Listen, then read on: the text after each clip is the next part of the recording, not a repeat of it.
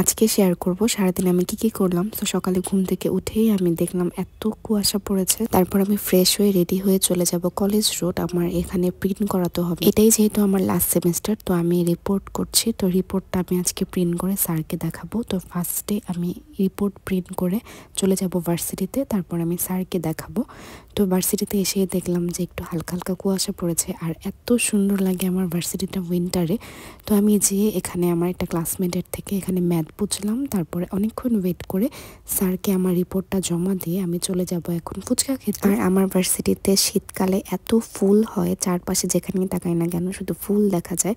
তো যাই হোক, এখানে আমি চলে আসলাম ফুচকা খাওয়ার জন্য। আর আমার ভার্সিটির বেশি দিন বাকি নেই, তো আমি হয়তো এই ফুচকাটা বেশি দিন আর খেতে পারবো না। তো আমার অনেক খারাপ লাগে, আমি যদি ভার্সিটি লাইফের কোনো কিছু মিস করি তাহলে এই ফুচকা খাওয়াটাই মিস করব।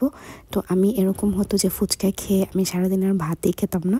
তো যাই হোক, এখানে মামা আমাকে সুন্দর করে কাস্টমাইজ করে এক প্লেট ফুচকা বানিয়ে দিল। তারপর এক প্লেট খাওয়ার পরে আমি কখনোই এক প্লেট খাই না, আমি সাথে সাথে আবার আরেক প্লেট খাই। তো এক প্লেট খেয়ে আমি আবার আরেক প্লেট খেলাম এখানে। তো মজা মজা করে খেয়ে তারপর চলে যাব বাসায়। আর বাসায় যেয়ে আমি যেহেতু সকালবেলা উঠেছি, তো একটা লম্বা ন্যাপ নিব। বাসায় যেয়ে ফ্রেশ হয়েছে আমি ঘুমাই। এই ঘুম থেকে উঠি একবারে রাত্রে 8টা-9টার দিকে। তো ঘুম থেকে উঠেই আমি লাঞ্চ করব, ডিনারও বলা যায়, যেহেতু আমি দুপুরবেলা আর খাইনি। তো এখানে 8টার দিকে ঘুম থেকে উঠে এখানে আমি দেখলাম আম্মু ভুনা খিচুড়ি রান্না করেছিল লাঞ্চে। আর আমি ঘুম থেকে ওঠার পরে এখানে আমাকে গরম গরম বেগুন ভাজা করে দিচ্ছে। ভুনা খিচুড়ির সাথে আরও ছিল ডিম, তারপরে চিকেন ছিল। আর ভুনা খিচুড়ির সাথে আমার চিকেনই বেশি ভালো লাগে। আর ওই দিনের বেগুন ভাজাটা অনেক মজা হয়েছিল। তো প্রথমেই আমি অনেকগুলো বেগুন ভাজা নিয়ে নিলাম। আর বেগুন ভাজাটা এত ক্রিস্পি হয়েছিল আর ভিতর থেকে এত সফট হয়েছিল যে আমি বেগুন ভাজা দিয়ে অনেকগুলা খেয়ে ফেলেছি। তারপর একটু ডিম নিলাম। আর অনেস্টলি বলতে গেলে ভুনা খিচুড়ির সাথে এই ডিমটা আমার ভালো লাগে না। তো চিকেন দিয়ে মজা মজা করে খেলাম। তারপরে ডেজার্টে খেলাম এই পিঠাটা। এই পিঠাটা আমার কাকি পাঠিয়েছিল, খুবই মজা হয়েছিল। ভিতরে এত পরিমাণ গুড় ছিল, নারকেল ছিল।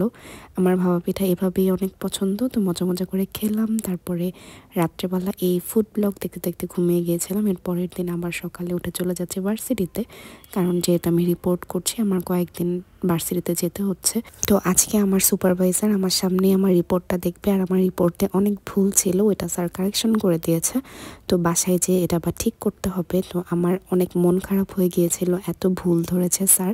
তো স্যার আমার যখন দেখেছে যে মন খারাপ হয়ে গিয়েছে তখন আর স্যার এত একটা চেক করেনি। তো যাই হোক, এখন চলে যাব মুড ভালো করার জন্য ফুচকা খেতে, যেটা আমার সবচেয়ে ফেভারিট। আর আমি ফুচকা একটু কাস্টমাইজ করে খাই, আমি শুধু পেঁয়াজ দিয়ে খাই, সাথে আর কিছুই দেয় না। তো মামা আমার জন্য গেলেই দূর থেকে আমি দেখি মামা আমার জন্য পেঁয়াজ কাটা শুরু করে দেয়। তো যাই হোক, মজা মজা করে আমার পছন্দের 2 প্লেট ফুচকা খেলাম। তারপর আমি চলে যাব বাসায়। বাসায় যেয়ে একটা লম্বা ন্যাপ নিব, যেহেতু আগের রাতে ঠিকমতো ঘুম হয়নি। আর বাসায় যেয়ে দেখলাম আয়রা এখানে আর্ট করছে। আর আয়রা বলছিল যে ওর জন্য ফুচকা আনার কথা ছিল, কেন আনিয়ে নাই। তো যাই হোক, তারপর একটা লম্বা ন্যাপ নিয়েছিলাম। তারপর ঘুম থেকে উঠে এখানে আমি ডিনার করব।